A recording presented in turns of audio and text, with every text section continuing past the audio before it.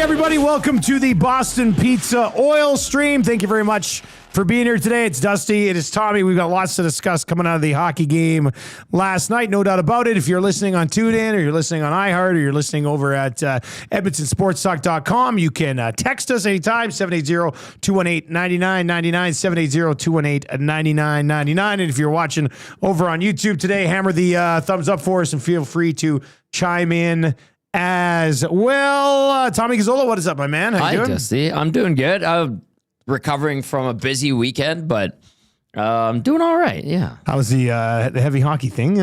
We were so close. We were so close. And we got that equalizer, like how pumped up we were on the bench. You were on the bench with us, you know. With like what, like a minute and a half left? 2 minutes? Yeah, we were down max? by 2, and we got a couple goals. I set up Benny on the tying goal after Cash gave us some good feedback and strategy on the timeout. That's well played, Cash. And then, that game winner, like I was trying to scoop the puck out and take it back up ice because it was sitting in the crease. Somebody knocked my stick. Really? Yeah, and I don't know if it was like right out of your hands. They knocked my stick, and the puck ends up sitting there, and I'm already starting to turn. And then they just bang home the garbage with a guy sitting on our goalie. Surveyor Brett obviously didn't want to wait around anymore, want to get out of there. And so he just called it a goal. And then a younger me would have lost my mind. I know that goal counted. I've seen a younger you. I know. Remember upset. Remember that was at a charity tournament too. I do recall. That was great. But I mean, now Mr. Stafford. Al Stafford was playing D for us, and he did immediately say, well, I pushed him onto the goalie. Al did? Al. He owned it immediately. It was like, I did push him on. And I was just like, but when the goal went in, our goalie was literally being laid on top of. Yes. And the one ref signaled goal, and I saw Surveyor Brett start to skate back because he was like out at center, and he started to skate back, and I saw him kind of go like this, like almost like, hey, we're going to talk about it. Yeah. But then there was no talk about it. There was no talk about it. No. But anyway, I don't rip on officials anymore. It's not my thing. It's fun to do, though. I mean, I'll rip on officials who are getting paid and not at charity events. Yeah, that's fair. That's fair. Still, with that being said, I thought that was a horrible call. What are you gonna? I'm with you. Gonna do? Big Uke says they talked. Yeah, they didn't talk that much, though. Come on. I mean, what they should have done is created the drama. Said no goal, and then we get overtime, and it's this wild and crazy finish, you know? Big Uke, you know what they talked about? Bud Light or Molson? Yeah, no, they talked about how they were splitting the money from Dash. There you go. Yeah. That's right. Yeah, it was a 60-40 split because the other guy called it a goal, so Brett only got 40%, but what are you gonna, rightly so. What are you going to do? All right, 780-218-9999. I like that one from 83 Runner. Dusty don't play for charity. He plays for keeps. Yes. That is funny. You were exhausted. I was tired. I was on like 2 hours sleep, man. Yeah. I was barely staying awake to open the door. You could just see it. I would have eyes. absolutely, I'll tell you, like if I would have played, I would have been sick this morning. I just, like when you're that run down, I knew it. I was just like, I can't because I'll be sick and I don't want to be sick again. I didn't have a voice. Well, my voice was raspy Saturday morning. Yeah. Before the heavy hockey showdown. And it was just, it's, well, because you're on location. Did you shut down Kelly's Friday night? No. Oh, I know some of the guys said they shut down Kelly's. I did go there. Maybe maybe you did shut down Kelly's. But I didn't go hard or anything like that. You're tired and it's like just you get away from Ice House because it was a different crowd was coming in and I packed up all the gear. I went home, dropped it off, and then DVD's like, we're at Kelly's. I'm like, okay, I'll come by for one. And then Big Uke, Step, and Corey B came out, and a few others were there too. And so lots of chatting and it was good. Nothing crazy. But yeah, like I was good to go in the morning for Saturday, but I'm on the air for Hello Hockey and I'm like, what's going on with my voice? And I'm like, well, this is like the 5th or 6th show I've done in the last 2 days. And we have, you're yelling over people at the Ice House. You're yelling over people at Boston Pizza. Yeah, sometimes. Yeah. Sometimes, yeah. And it's like, no, it's just wear and tear. So, but had enough energy for Heavy Hockey Showdown, and then pre and post. You know what? I didn't even go to the game yesterday. I was tired. Like I just watched. I was talking with Reed. He said you just watched it at home in the office. I watched it in the office, and I thought about it, and I was like, I'm just gonna watch in the office today. Trev and I were there. You guys looked like in the Play Alberta suite. It was fun. Yeah. Bumped into Jespo. Excellent. So he came into the suite for a bit with Reed Clark. Oh yeah. He popped in the suite for a bit. Then we had a bunch of listeners in there as well. It was it was a good time. We're going to get into that game. You can text us 780-218-9999. You can hit us up over on the Nasty Chat as well. The Oil Stream is brought to you by Boston Pizza. Check out their new feature menu, including those stuffed crust matzo sticks. We went to BP's for Marshall's birthday dinner in the Hamptons there, and we started with those matzo. You've had the matzo stick, remember? They're awesome. They're huge. Yeah. And they're delicious. And Tam doesn't do a lot of like deep fried stuff. But I said, you got to try one of these matzo sticks. I have to. So she did, and she was like, oh my God, those are absolutely delicious. So if you haven't tried those stuffed crust matzo sticks yet, get your hands on those at BP's. We will be in St. Albert either next Monday or Wednesday. They're locking in a date. Nice. They've got one of the locations out there has been freshly renovated. So we're going to be at that one, not the one that we usually go to in St. Albert. That would be the south one on St. Albert Trail. Yeah, because we usually go to the north one. Yeah, we go to the north one. Yeah, so this is the one kind of down the hill a bit and then on the left. Yep. So that's where we'll be. We'll let you know if it'll be Monday or Wednesday, but we're going to be there sometime next week. All right, how's post-game last night? They get the job done against the Nashville Predators. I thought a solid game from Ingram. We'll get into Ingram a little bit and some of these numbers as well, but how was post-game last night? Post-game, happy, satisfied with the victory. And then a little bit of concern, obviously, not a little bit, but a healthy dose of concern for Draisaitl, appreciation for Matt Savoie, and then guys getting hit in the face with pucks seemed to be the theme last night. And, well, some people were wondering if Wallman and Murphy are okay, and I'm sure they're going to be just fine. But the big one is Draisaitl, obviously, and not really anything clear message-wise from Chris Knobloch to let you know either way if he's going to be short-term or long-term out. So I know they're on the ice. Heck, they might even be talking right now, so maybe we'll get something via Twitter. Yeah, they were on the ice earlier, right? Yeah. So they might be, we'll keep tabs if Knobloch gives any sort of update on Leon Draisaitl. I mean, I guess let's talk to the hit. Stoff did refer to it as predatory during the intermission, which... I mean, I think is a ridiculously homer take, and I get it. He's paid by the team. I'd probably have homer takes too if my check was coming from Cates and the team. But it wasn't a predatory hit in any way. I mean, it was a solid hit on a star player, sure. Yeah. But it was a good hard hit. I think where any injury would have come from, like, do you think it might have been ribs? I watched it back a couple times because it seems like he sort of abruptly stops. And I was wondering if his head sort of hit somebody's gloves on the bench. I'm going to watch it again. But then I looked at that. But I mean, it wasn't predatory. They were not even remotely close. It was a good hard hit on a star player. I like the Oilers' reaction. Yep. The rest of the game, I mean, they played Weisblatt hard the rest of the way. Podkolzin obviously didn't fight Weisblatt, but he fought somebody else, a big man. Yeah. I mean, it's one of those things where the player got hurt. But do you see how he sort of like abruptly sort of his upper body kind of abruptly stops? Yeah, because he's a little bit away from the boards. Yeah, and crashed it to him. But it looked awkward. But it wasn't. There was nothing bad about the hit. Nothing. I'm watching it. Yeah, Sportsnet put up the video of the hit and then the replay and then him going off, and it looks like it's like lower body torso where he's kind of laboring to go down the tunnel. When TD Force falls, I'm watching. Like, look at him right here. How would you describe it? So he's kind of like hunched over. And then there's a limp there, a little bit of a limp. He's hunched over. I mean, it could be lower back.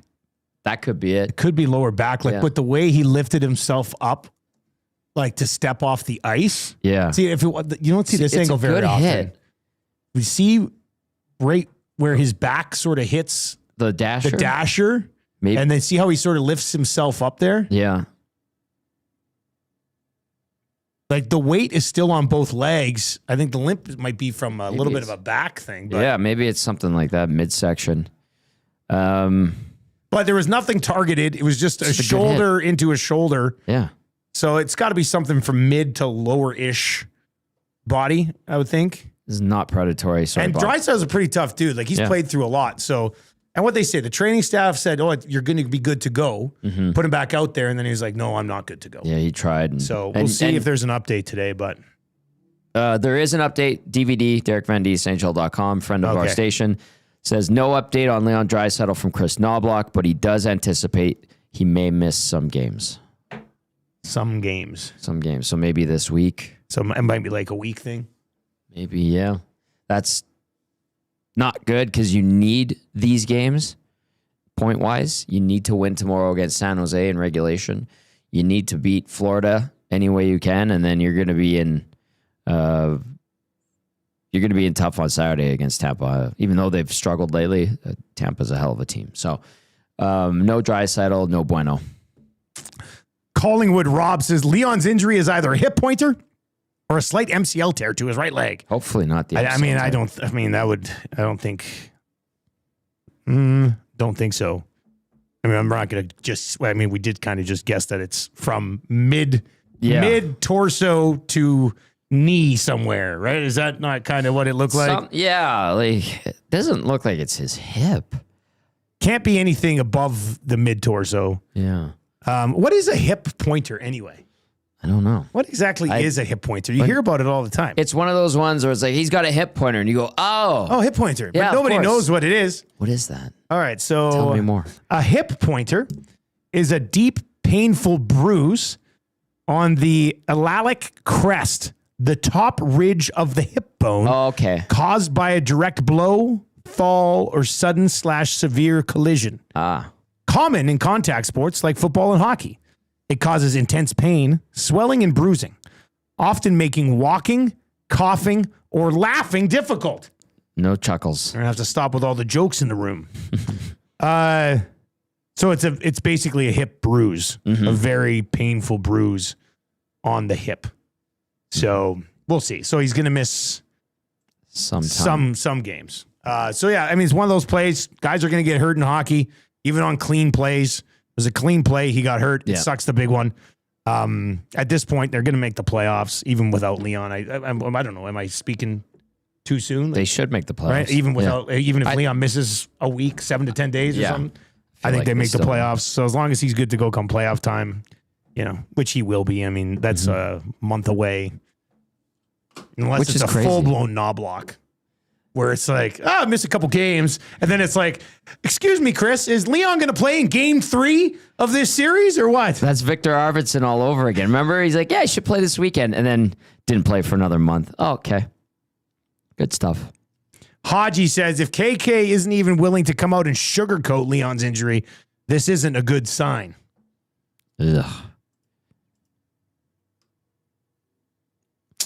I don't know. I'm hopeful.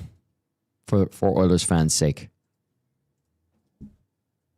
We shall see. They did obviously skate today without Leon Draisaitl. And here's what the lines look like this morning. McDavid with Hyman and Savoie. We'll talk about Savoie in a second. Yes, Dickinson with Roslovic and Nuge. Szymanski will just slide in between Kapanen and Podkolzin. Okay. Could be a relatively effective third line. I like that opportunity for Szymanski. Playing with Kapanen and then a top 6 winger like Podkolzin. I see. And then Henrique between Frederick and Jones, and then Ekholm, Bush, Nurse, and Murphy, Wallman, and Stastny as well. I didn't even have to look over to you when you said I gave you a little glance. I know you did. I gave you a little glance. All right, let's start with Savoie. I mean, obviously they love him. And they should. Yep. I mean, he's defensively responsible. He is extremely aggressive in going after the puck. Like, he is a dog on that thing. And the fact that he got a 2-on-1 and, like, didn't just bury it, but smoothly buried it. Yeah. Right? Like, there was no bobble. McDavid put on his tape. Savoie made no mistake. Like, moments like that, you're just like, oh, yeah, this guy was a 100-point guy in junior. Like, he's got pretty good offensive upside. And I think he's earned the look that he's getting right now because of the trust that he's gained from basically everybody on the team all year. He's one of their best defensive forwards. I mean, he just gets better and better, doesn't he? Which is a very, very encouraging thing. And it makes that trade look okay considering, McLeod's obviously having a good year, but McLeod's a bit older than him. McLeod is now, what is he, a $5.5 million player? Yes, he's a centerman, but with Savoie, at least it's panning out. That's where I start. And then now we're encouraged by the play, and the points are coming not as quick as, a typical first line, second line player, but he's got points in back-to-back games. I think he's at 27 points now in 68 games throughout the course of the season. But it is the encouraging stuff that you see game in, game out, where he's hustling. He's hard on pucks, even though he's not the biggest guy.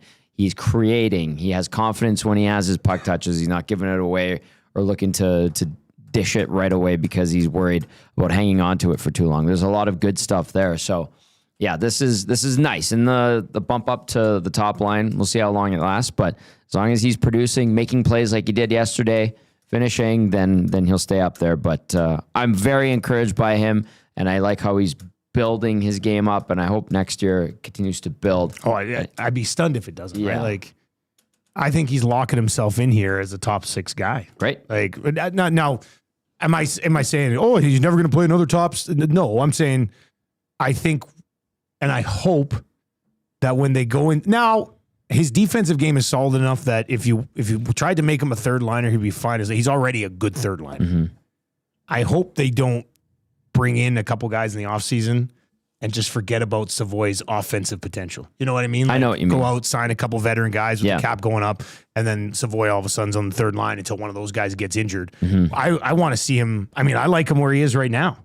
Leave him with McDavid and Hyman for a little while here. Let's see how it goes. There was one play like he's just, in order to play with Connor McDavid, you need to play well with Connor McDavid. Ideally, you have two things.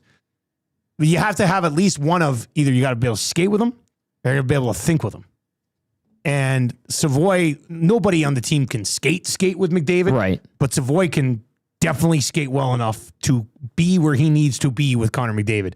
But I think he thinks the game offensively, and defensively, but overall, I think his hockey sense is certainly at a level where you can play with Connor McDavid. There's that one play, second period, I think. Was it second period? I think it was second period, where McDavid sort of had the puck in the corner. Savoie found like some quiet ice quickly, like found it, turned. McDavid hit him, and he fanned on the shot, but like he was exactly where he needed to be to get a really good look.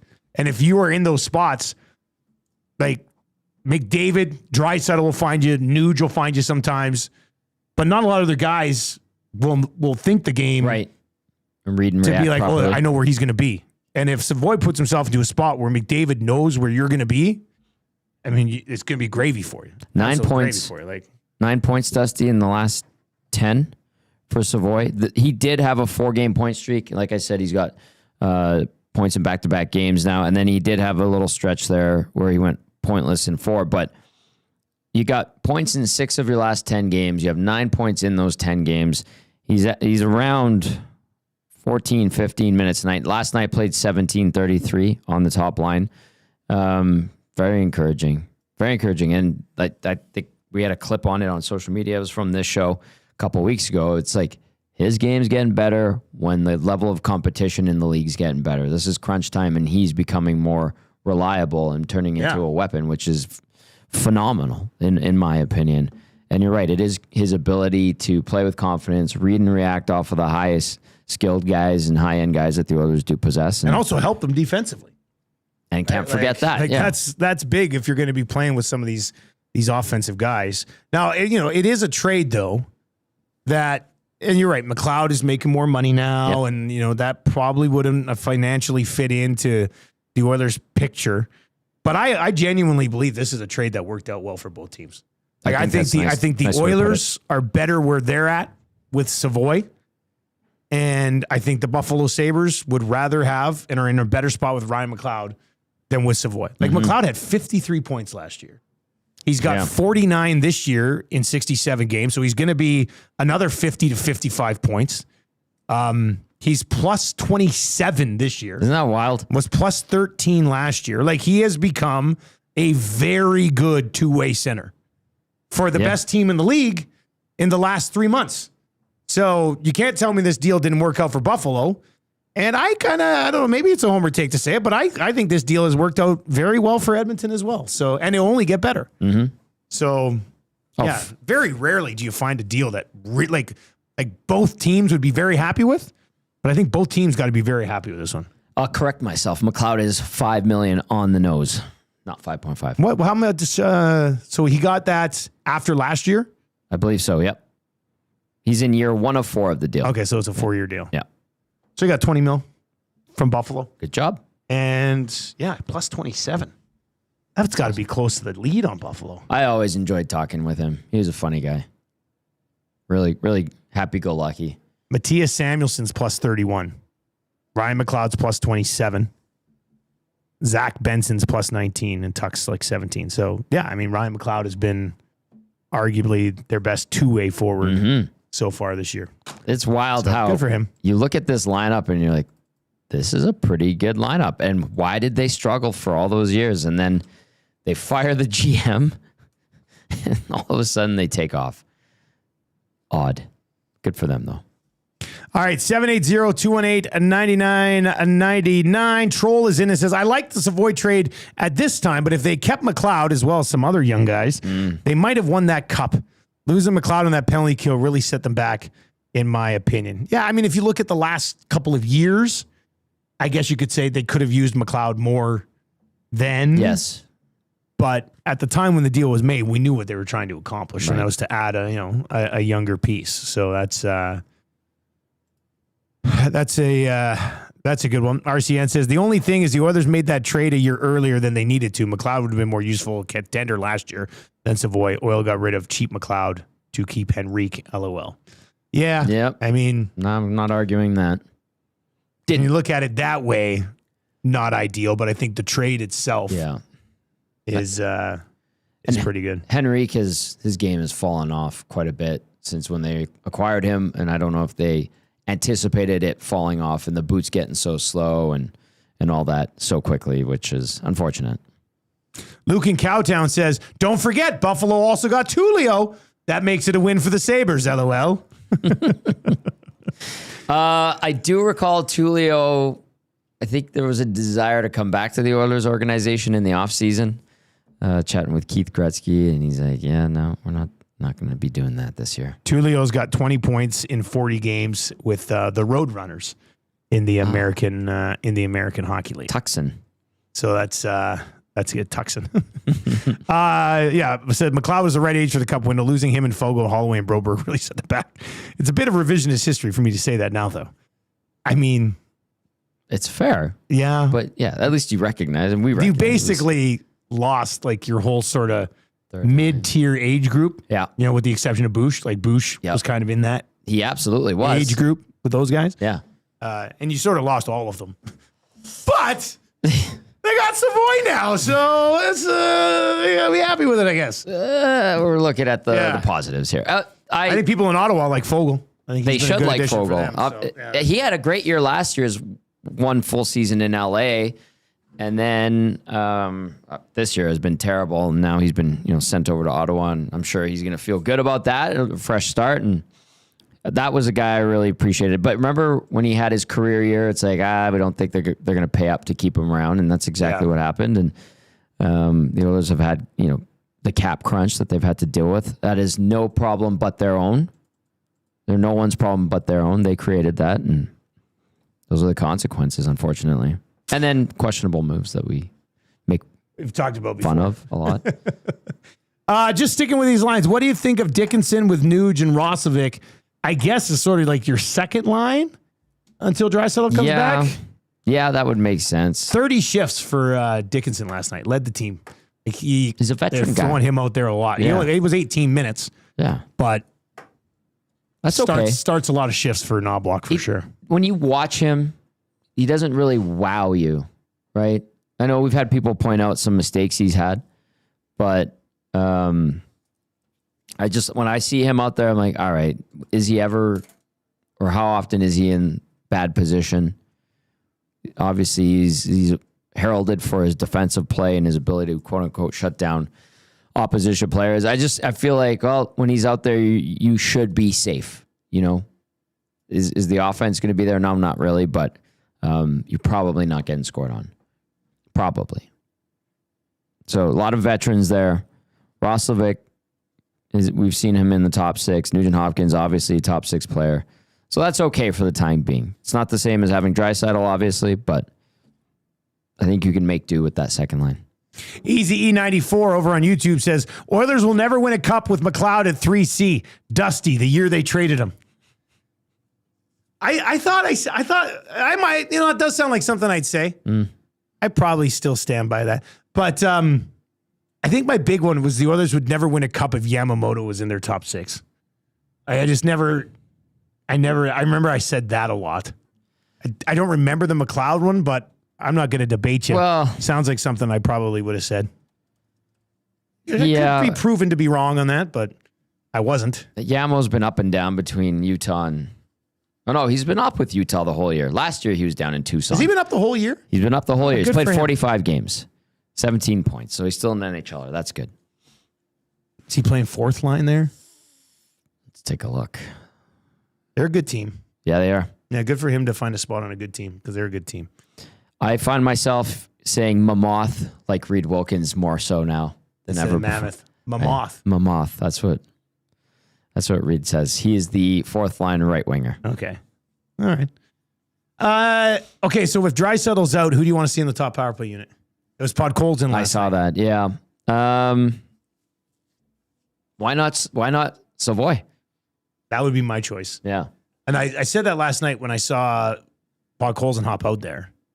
And they did give Podkolzin that one-timer in dry spot. Yeah. And it was a nice save. Yeah, it was. I mean, it was a nice save. Does Draisaitl bury it? He's Leon Draisaitl. He's a 50-goal guy. He probably bears it, but still a nice save. But my first thought was, I want to see Savoie out there.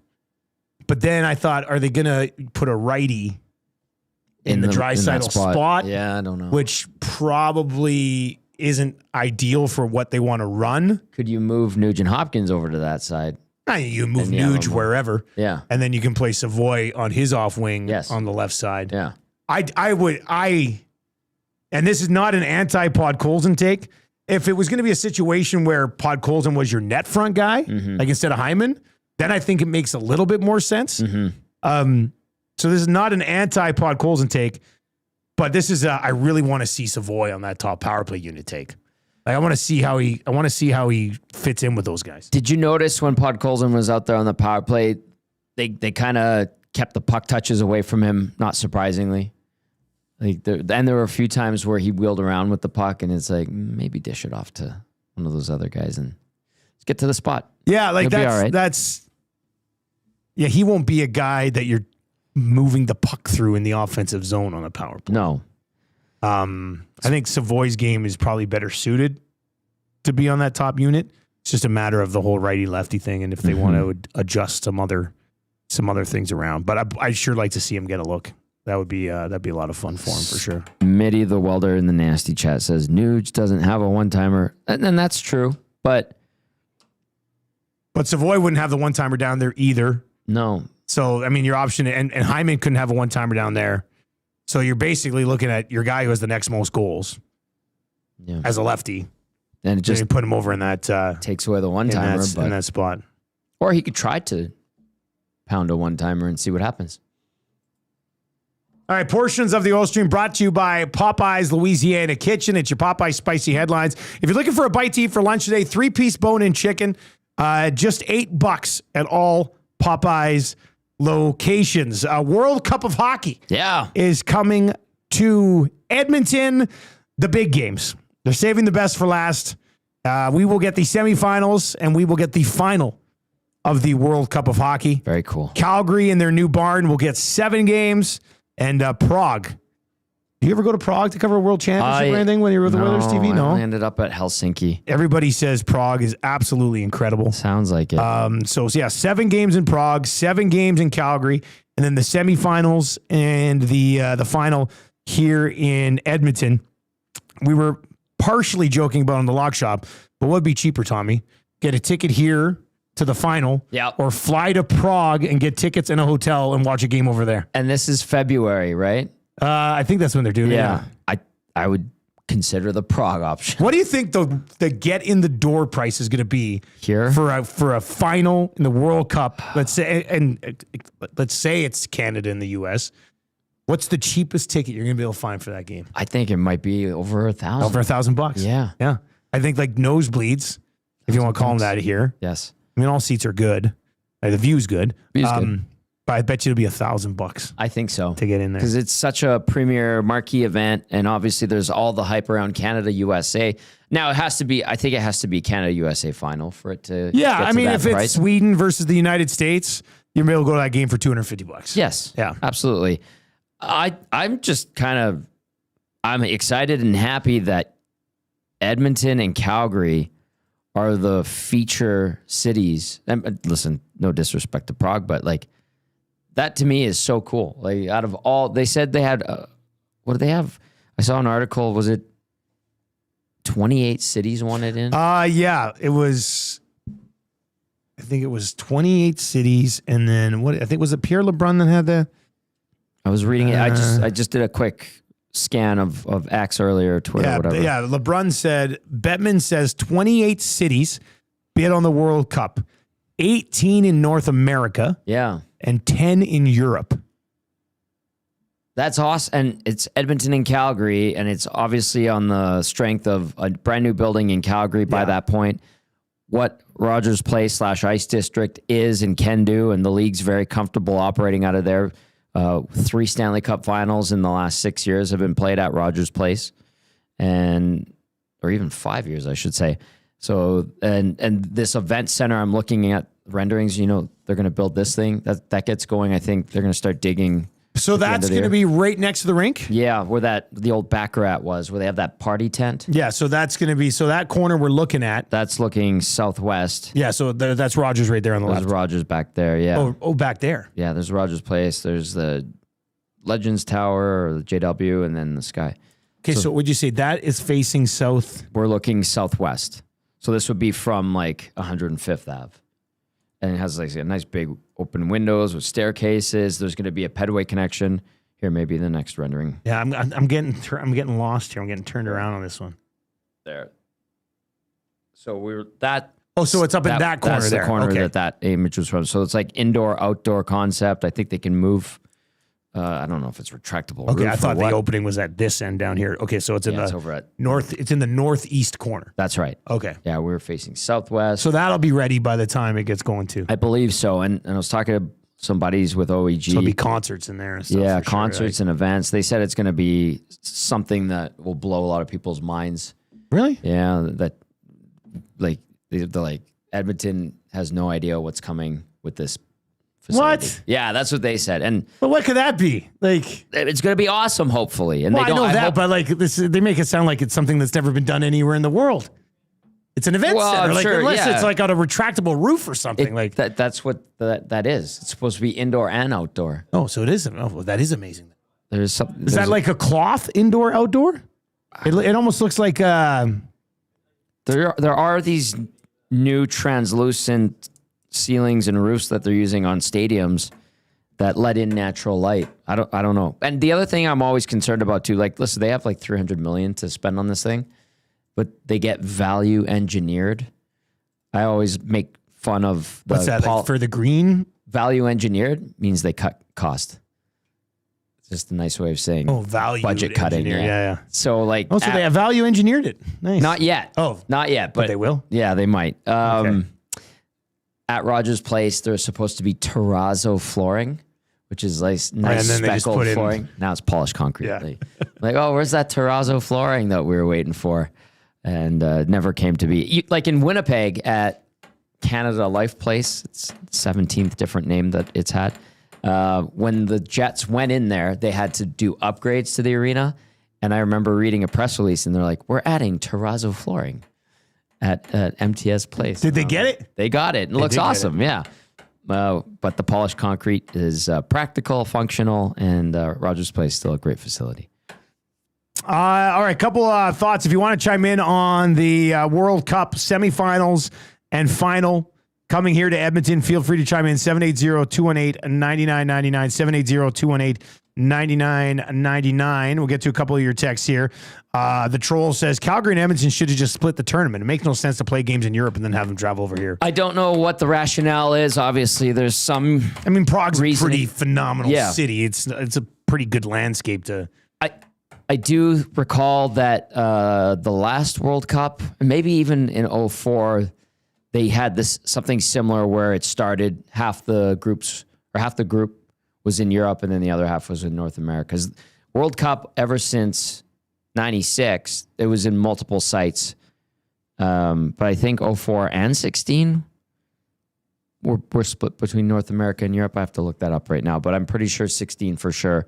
Maybe 2004. So this is not new to the World Cup. For the World hockey. Cup, this is what they've done in the what they've done in the past. Library Pat texting in saying the 2028 World Cup greater than the 2025 Four Nations. Nice to see Edmonton and Calgary, I guess, get big games. Did you think? There we go. Well, this is 2004, so they did have it in Europe and North America. Stockholm, Helsinki, Cologne, and Prague. So Yeah. they hit 4 different ones over there. Yeah. So they're going to just do the 3 cities here. I wonder if this is what they'll do moving forward. Like I'm 2 double-checking. cities for round robin, and then a certain city gets, are they just doing that because it's Calgary and Edmonton? They want them both to have a little bit. Maybe. Let's see what they did in 16. I'm looking at it here. So it was in Toronto. The whole thing was in Toronto? Oh, yeah, because they went down to 4 teams, right? When? Oh, no, they had... What are you talking about? The 2016 one. Host. Canada, Czech, Finns, Russia, Sweden, U.S.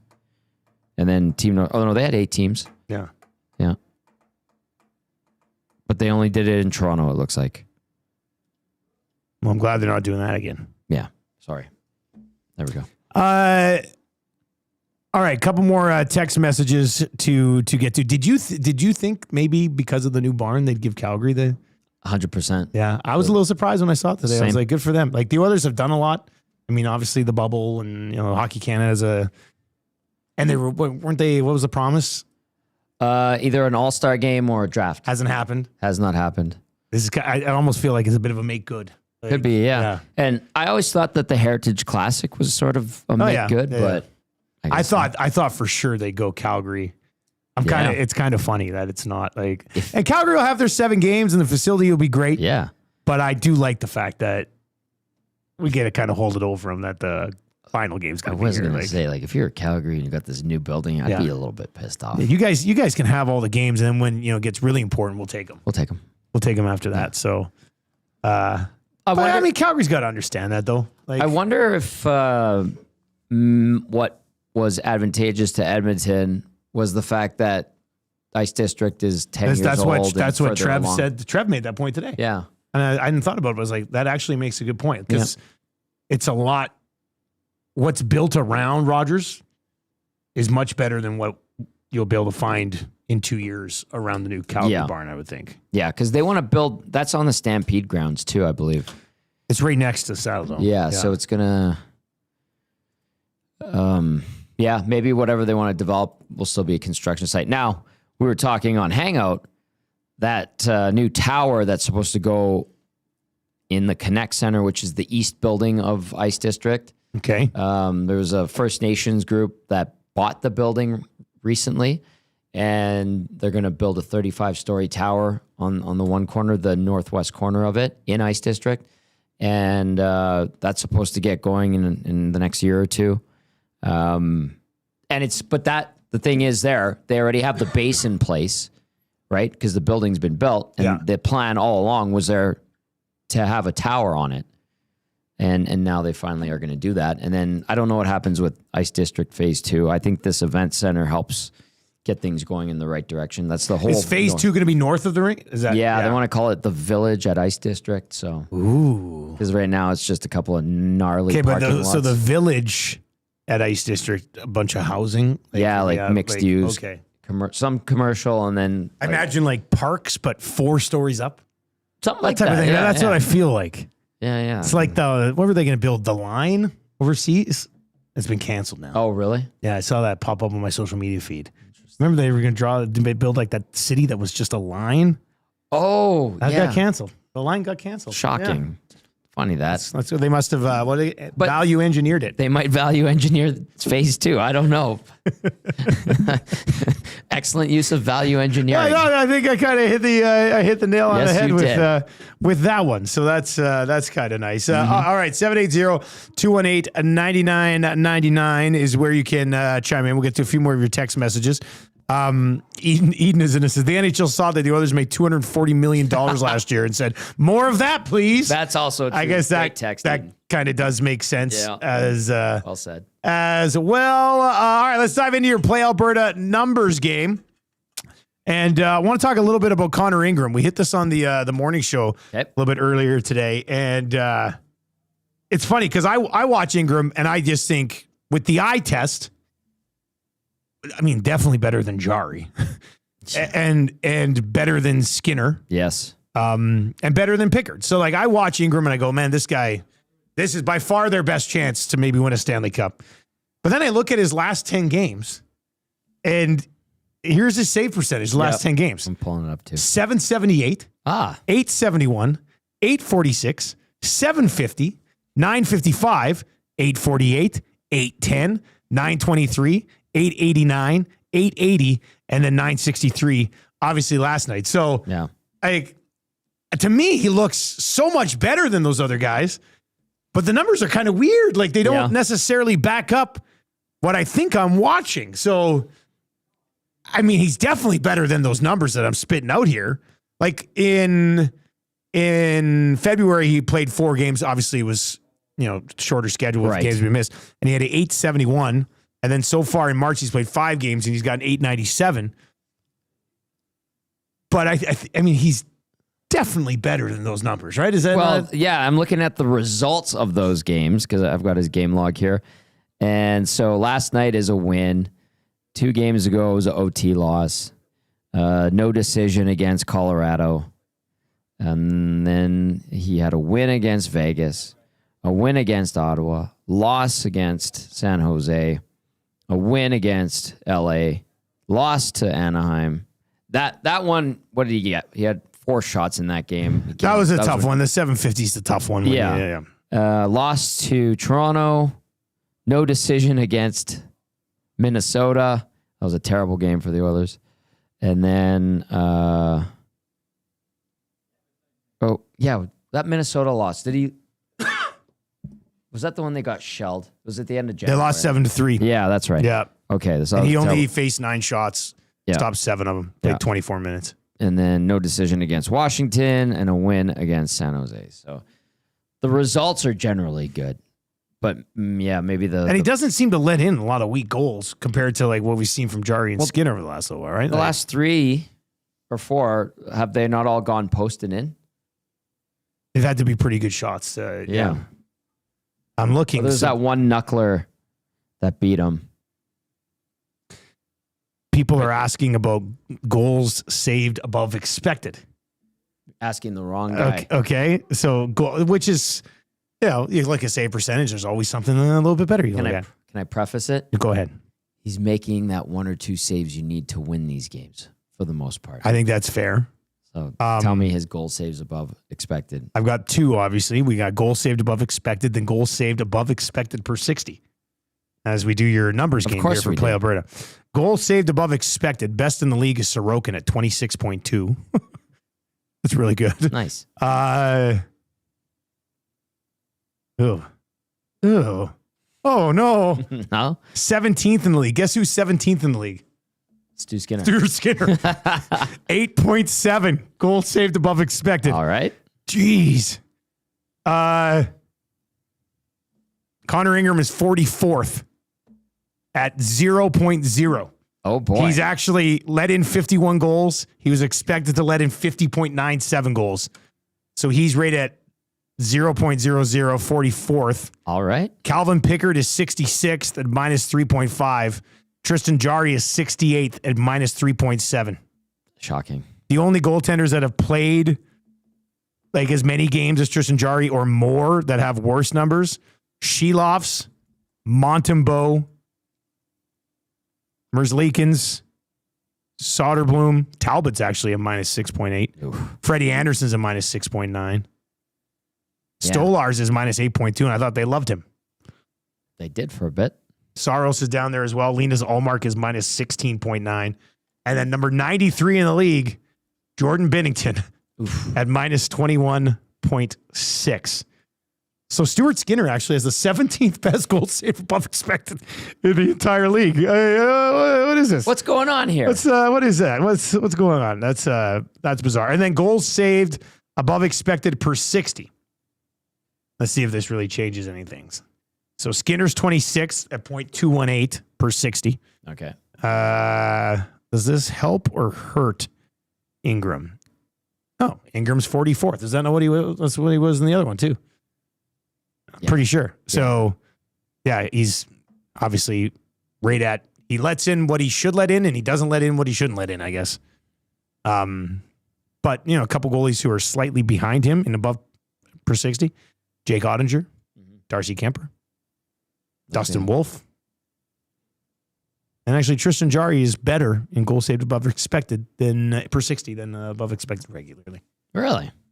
Once again, I don't know how they get these numbers, but I thought I would share these numbers. Thanks. And I didn't do. I was genuinely surprised when I saw Stuart Skinner's name where he was, because he was a lot lower earlier in the season. Yep. So there's that as well, I guess. So that's interesting. Anyway, that's your numbers game brought to you by Play Alberta. Play Alberta, title sponsor of everything we do here at Edmonton Sports Talk. We've got a few bets up. If you want to check those out today, click on the EST specials page at playalberta.ca or download the Play Alberta app. We've got the early bird bet from this morning: Kings, Bruins, and Red Wings all the way in plus 520. The grandest parlay: Penguins versus the Avs, 6 goals. Robertson with a point, Makar with an assist, Golden State Warriors on the money line. I don't even know who the Warriors play tonight. Who do they get tonight? Let me look for you. NBA. Golden State, Washington. Oh, well, yeah, the Wizards suck, so that's a good one. And then the lock shot partner parlay with Huss and I: Stars, Kings, and Avs to win. That's plus 367. I'm looking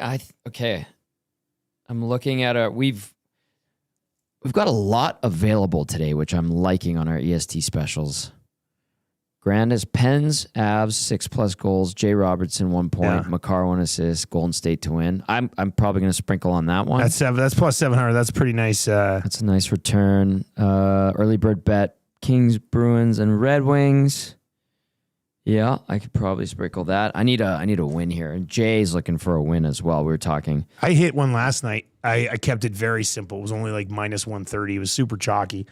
But I ended up winning. It was Oilers on the money line. Mm-hmm. McDavid assist. Mm-hmm. Draisaitl point, which he got before he left. Yep. And Draisaitl over 1.5 shots, and he got 2 shots before he left. Nice. So that was a real no sweater. It was minus 130. All right. I mean, those guys are pretty automatic for what I got on there with them. But it was a nice little win. And then I must have done a bigger bet before I left for LA, because I logged in my Play Alberta account when I got back yesterday. And you had some money. And I'd won, a pretty good chunk. I can't remember what the bet was though, but it was right now. It was a nice little bonus there. I would like that as well. Okay, sprinkle. All right, let's see here. The Oilers' upcoming schedule, Tommy. Big one tomorrow. I mean, this is huge. When you look at the standings right now, St. Paddy's Day game as well. I know. They are 5 points up, but the Sharks have 3 games in hand. Yes. So if the Sharks were to win this game, they would be 3 points back with 3 games in hand. If the Oilers are able to get it done, they're 7 points up still with the Sharks having 3 games in hand. So this is a massive, massive game. We know the Sharks can run a little bit. Like they beat Edmonton last time out. Yeah. So what do you?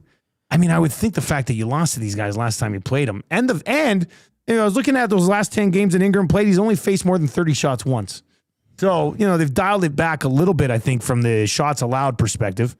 I think it was Hyman who was talking about how they've tried since the Olympic break to limit some of these slot shots that they were giving up, especially off the rush. So they're maybe starting to do a little bit of a better job at that. But with what's on the line here, I mean, this has got to be a game that the Edmonton Oilers get against San Jose. Like, you just have to have this one. You have to have it. The Sharks, you faced them recently. They beat you. You should feel a little bit of anger about that. It's going to be tricky, obviously, without Draisaitl being there. Now they're going to be hungry. They're a quick upstart team. In that game against San Jose, I can't remember. Did the Oilers get up in that game, or were they chasing the whole time? In the San Jose game? Yeah. I can't remember. Anyway, this is going to be a tough test. But I think if the Oilers play like they have the last few games, which is boring to watch, I'm sorry to say, and everybody pointed that out the last couple games, but it's effective, and you can limit Celebrini and Smith and try to get something going offensively yourselves, then you should be okay, but time will tell. In that last game, they were down 2-0. Draisaitl scored on the power play to make it 2-1. Yep. Goudreau put him up 3-1 after 1. Bush scored in the second. Frederick tied it at 3. Wenberg put him ahead. Yep. Wallman tied it again, and then Mukamadulin put them up 5-4. Yeah. So they did start. They were down 2-0 11 minutes in. They were chasing a bit. Yeah. So we'll see. And then what do you think about Florida and Tampa? Florida is a bit of a wounded beast. So I think that's going to be a game you need to win. And then I don't like their chances against Tampa for whatever reason, but knowing the Oilers, it's going to be the opposite. They'll have a tough night against the Florida Panthers and then somehow beat Tampa. Yeah. Timber Woodsman says, what do you guys know about the River Cree Golf Dome?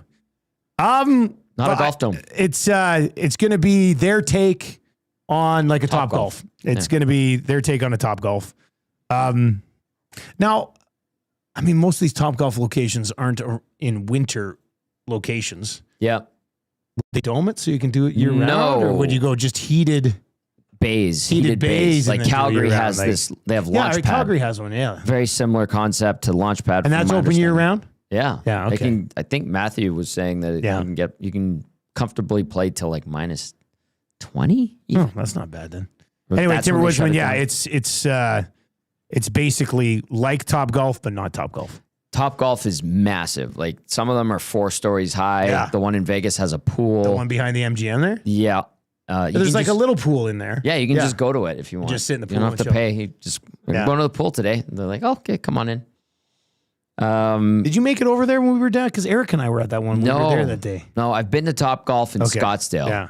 And that one is like 4 stories, like a nightclub in there, an arcade, restaurant, pub. Like it's cool setup. It's a really neat. So I hope it's as close to that as possible here at the River Cree.